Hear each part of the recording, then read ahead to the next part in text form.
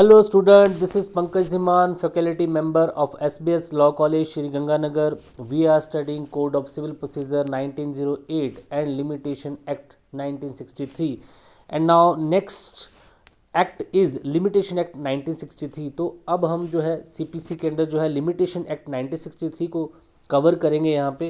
देखिए limitation act का main purpose क्या है कि आप कोर्ट में जो अपना वाद है, जो अपना सूट है, वो प्रॉपर टाइम के अंदर लगाएं, आप लेट ना हो, क्योंकि लेथर्जिक पीपल जो है, जो विजिलेंट नहीं है, कोर्ट उनको जस्टिस नहीं देती है। और एक आपने मैक्सिम पढ़ा है, justice delayed means justice denied. तो जितना आप डिले करेंगे जस्टिस उतना ही आपसे दूर होता जाएगा। तो कोर्ट एक्सपेक्ट करती है कि आप टाइमली कोर्ट में सूट फाइल करें। अगर आपका कोई लीगल राइट की वायलेशन हुई है तो ये एक्सपेक्ट करती है कोर्ट कि आप प्रॉपर टाइम के अंदर जो है एक प्रेस्क्राइब टाइम के अंदर कोर्ट में सूट फाइल करें। अगर आप लेट होंगे तो लिमिटेशन एक्ट के अंडर जो है आप पे बार लग जाएगी, आप सूट फाइल नहीं कर पाएंगे। यही ये एक्ट आपको बताता है। और साथ में ये एक्ट ये भी बताता है कि कहाँ पे किसी कोई पर्सन है जो कि सूट फाइल नहीं कर पाया है एक लिमिटेड टाइम पीरियड के अंडर, तो कहाँ पे उसको जो है एग्जम्पशंस दी जा सकती है, कहाँ पे कंडोनेंस ऑफ डिले किया जा सकता है, कहाँ पे उसको फिर भी अलाउ किया जा सकता है कि वो कोर्ट में सूट फाइल कर सकता है। तो वो सारी सिचुएशन इसमें बताई गई हैं। ये चाहे कोई भी लॉ हो, चाहे सिविल लॉ हो, क्रिमिनल लॉ हो, ये लिमिटेशन एक्ट सभी पे अप्लाई होता है। हर एक को सूट या फिर ट्रायल को फाइल करने की एक लिमिटेशन होती है, एक टाइम होता है, उसी के अंदर आपको ये सूट या फिर कोई कंप्लेंट या कोई ट्रायल फाइल करना होता है, कोई केस फाइल करना होता है। तो देखिए क्वेश्चन आपके पास पहला क्या है, explain the aim and object of the limitation act. सबसे पहले आपने लिमिटेशन एक्ट का जो एम है, जो उसका ऑब्जेक्ट है, ये बताना है और ये कितना हेल्पफुल है एक सोसाइटी में पीस एंड जस्टिस को मेंटेन करने के लिए। तो ये आपके पास क्वेश्चन है। There is a well established principle of jurisprudence that law help only the awakening person and not those sleeping. ये एक पेट सिद्धांत है, इस्टेब्लिश्ड सिद्धांत है विधि शास्त्र का कि कानून उनको हेल्प करता है जो कि अवेकनिंग है, स्लीपिंग नहीं है, जो जागरूक हैं। The person who is alert toward his right can set remedy from the court. जो पर्सन जो है अपने राइट के टूवर्ड अलर्ट है वही कोर्ट से रेमेडी ले सकता है। Keeping this notion into account the law of limitation has been enacted so that a person may approach the court of law for the enforcement of his legal right within the specific time. इसी चीज़ को ध्यान में रखते हुए law of limitation को enact यहाँ पे किया गया ताकि एक पर्सन जो है टाइमली कोर्ट में जा सके और अपने लीगल राइट की इन्फोर्समेंट जो है वहाँ पे करा सके। तो इसके रिलेटेड प्रोविजन यहाँ पे किए गए हैं। देखिए this act is based on the public policy, therefore it should be applied in such a way that the principle of public policy may be promoted.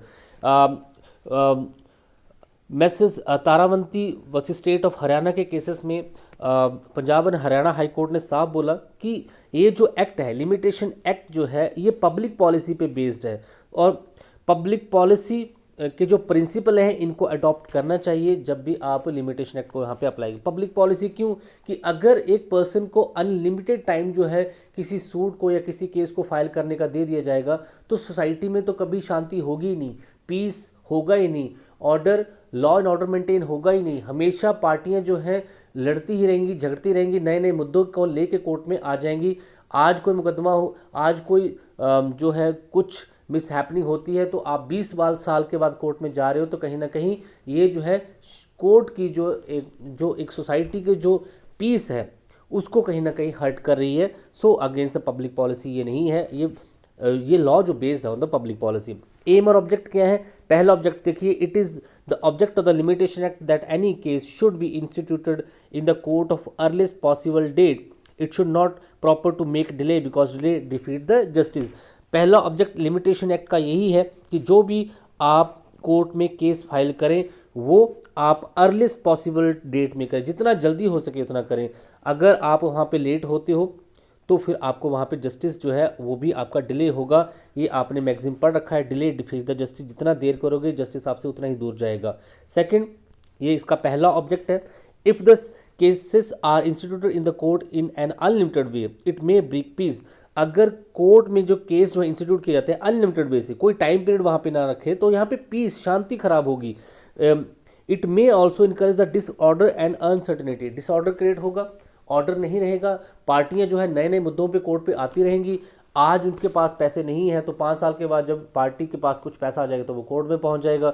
तो इससे जो है एक जो सोसाइटी है वहाँ पे पीस खराब होगा, डिसऑर्डर आएगा, अनसर्टेनिटी आएगी। तो लिमिटेशन एक्ट हेल्पफुल करता है maintaining peace, order and certainty. The law of limitation provide leave to the such person who are vigilant toward their rights and discourage those persons who are inactive and lethargic। तो law of limitation जो है ये relief provide करता है उन person को जो कि जागरूक हैं अपने राइट्स के टूवर्ड, और डिस्करेज करता है उन लोगों को जो कि इनएक्टिव हैं, लेथर्जिक हैं, सुस्त हैं। The law of limitation provides leave to those persons who are not opposition to present themselves in the court in time due to the unavoidable reason। Limitation act उन लोगों को भी रिलीफ प्रोवाइड करता है जो कि किसी कारण की वजह से जो है एक लिमिटेशन पीरियड के दायरे में केस फाइल नहीं कर पाए हैं, तो वहाँ पे कोई अनअवॉइडेबल रीज़न होता है तो कोर्ट लॉ ऑफ लिमिटेशन उनको भी रिलीफ प्रोवाइड करवाता है। The object of this law is to provide security to such person who have using the consuming their properties or right for very long time। Main object limitation act का ये है कि अगर कोई person जो किसी प्रॉपर्टी को long time से यूज़ कर रहा है तो वो उसकी ही होने दें। अगर उससे रिलेटेड कोई डिस्प्यूट, कोई सूट को केस में कोर्ट में फाइल कर दिया जाता है तो कहीं ना कहीं उस पर्सन के राइट जो है अब यहाँ पे हैमर होंगे, वायलेशन होगी, क्योंकि वो उस प्रॉपर्टी को काफ़ी टाइम से कंज्यूम कर रहा है। अब 20-25 साल से एक पर्सन जो है किसी प्रॉपर्टी को कंज्यूम कर रहा है, अब दूसरा पर्सन आता है वहाँ पे बोलता है कि ये मेरी प्रॉपर्टी है, तो फिर जब आपको ये पता था 20 साल 25 साल पहले से तब आपको आना चाहिए, अब लॉन्ग टाइम से वो कंज्यूम कर रहा है तो इससे जो है सोसाइटी का पीस भी कहीं ना कहीं ख़राब होगा। तो जो पर्सन लॉन्ग टाइम से किसी प्रॉपर्टी को यूज़ या कंज्यूम कर रहे हैं, लॉ ऑफ लिमिटेशन एक्ट उनके राइट को भी प्रोटेक्ट करता है। This law is helpful in decoding cases related to the property. तो ये जो लॉ है हेल्पफुल है प्रॉपर्टी से रिलेटेड केसेस में, that the circulation of property remain in society, ताकि प्रॉपर्टी का जो सर्कुलेशन है वो बहुत इंपॉर्टेंट है for the development of the country. जो है प्रॉपर्टी की सर्कुलेशन बहुत इंपॉर्टेंट है, लिमिटेशन एक्ट यहाँ पे भी कहीं ना कहीं हेल्प करता है। तो देखिए मेन ऑब्जेक्ट क्या है लॉ ऑफ लिमिटेशन का, कि elimination and uncertainty of litigation to protect the rights of enlightened people. तो कहीं ना कहीं जो है जो लिटिगेशन जो वाद है उनको ख़त्म करना है, अनसर्टेनिटी को ख़त्म करना है, और जो इनलाइटेंड पर्सन है जिनको जागरूकता है उनके राइट को कहीं ना कहीं प्रोटेक्ट करना है, और डिस्करेज करना है आइडल और लेथर्जिक पीपल को। तो maintain of rest, peace and justice in the society. It has been said above the law of limitation bring the stability in the society. जैसे कि आपने पढ़ा सोसाइटी में स्टेबिलिटी लेके आता है, डिस्कस करता है ओल्ड डिस्प्यूट्स को, प्रॉपर्टी के राइट से रिलेटेड, एंड डिस्कस करता है फ्रॉड को। Transaction based on the fraud may be challenge in the court of any time. On other hand the law discourage the reduces such litigation which has become time barred. तो एक तो है जो कि यहाँ पे वो पार्टीज़ को डिस्करेज करता है जो कि लेथर्जिक है, स्लीपिंग है। दूसरा ये जो है लिटिगेशन को कहीं ना कहीं डिस्करेज करता है, रिड्यूस करता है, एक टाइम बार वहाँ पे बता देता है। तो ये सारी चीज़ें कहीं ना कहीं एक सोसाइटी का पीस जो है जो सर्टेनिटी है उसको बना रही हैं। Lord Macaulay said that it is not just that the person remain liable if the pro note has been executed by the grandfather. अगर कोई नोट जो ग्रैंडफादर के थ्रू जो है उसको वहाँ पे दिया गया है तो उसका जो है आज वहाँ पे उससे रिलेटेड कोई वाद जो है कोर्ट में आज फाइल किया जाए तो ये ठीक नहीं रहेगा। तो इसको इसलिए जो है लॉ ऑफ लिमिटेशन जो है डिस्करेज करता है new litigation, time barred litigation को, और साथ में डिस्करेज करता है लेथर्जी को, स्लीपिंग पीपल को, और कहीं ना कहीं जो है अनसर्टेनिटी को ख़त्म करता है, डिस्प्यूट ख़त्म करता है कहीं ना कहीं। तो कभी जो पीस जो है सोसाइटी में बना के रखता है। नेचर क्या है आपके लिमिटेशन लॉ की?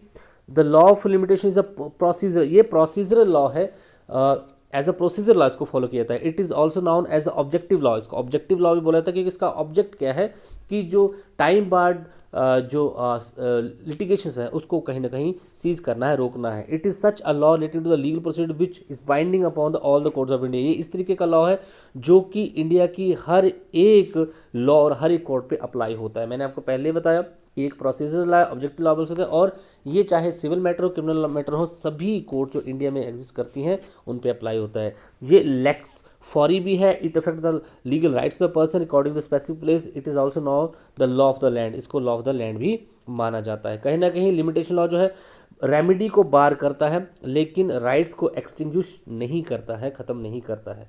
बेसिक प्रिंसिपल क्या है इसके, तो होपफुली आपने ऊपर भी पढ़े, वहीं से रिलेटेड है। The law is based on the principle that the delay defeats the equity. पहला लिमिटेशन लॉ को लाने का जो मेन प्रिंसिपल था, जब लिमिटेशन एक्ट को अप्लाई किया जाता है तो कौन से प्रिंसिपल फॉलो किए जाते हैं, ये सिद्धांत कौन से हैं कि पहला सिद्धांत है delay defeat the equity, justice भी बोल सकते हैं आप। अगर डिले करेंगे आप सूट फाइल करने में तो कहीं ना कहीं आपको जस्टिस नहीं मिलेगा, इसलिए लिमिटेशन एक्ट जो है इस प्रिंसिपल को फॉलो करता है। दूसरा, this law is based on the principle that the restriction on the litigation necessary in the interest of the state. दूसरा प्रिंसिपल यहाँ पे ये है लिमिटेशन लॉ को लाने का कि लिटिगेशन को रिस्ट्रिक्ट करना भी जरूरी है in the interest of the देश के हित में, जो है लिटिगेशन को कम करना जरूरी है। और अगर आप एक टाइम लिमिट सेट कर देंगे तो कहीं ना कहीं लिटिगेशन कम ही होगी। नेक्स्ट आपके पास the law of the limitation is based on the principle that if the time start to run no further disability can prevented. तो यहाँ पे लॉ ऑफ लिमिटेशन इस प्रिंसिपल बेस है कि एक बार जो है आपका टाइम पीरियड स्टार्ट हो जाता है तो फिर कोई भी डिसेबिलिटी इसको रोक नहीं सकती है। This law is based on the principle of peace, stability and justice. ये लॉ जो है टोटली बेस्ड है किस प्रिंसिपल पे कि इससे शांति जो है, स्टेबिलिटी जो है और न्याय जो है ये मेंटेन होता है। The contention of the limitation is given against plaintiff and not against the defended. तो ये लिमिटेशन लॉ जो है बेसिकली अगेंस्ट द प्लेंटिव है, डिफेंडेड के नहीं है, क्योंकि जो जिसने कोर्ट में जाना है उसको टाइमली कोर्ट में आना है, और अगर वो टाइमली कोर्ट में नहीं आता है तो उसको बार किया जा सकता है अंडर द लिमिटेशन एक्ट।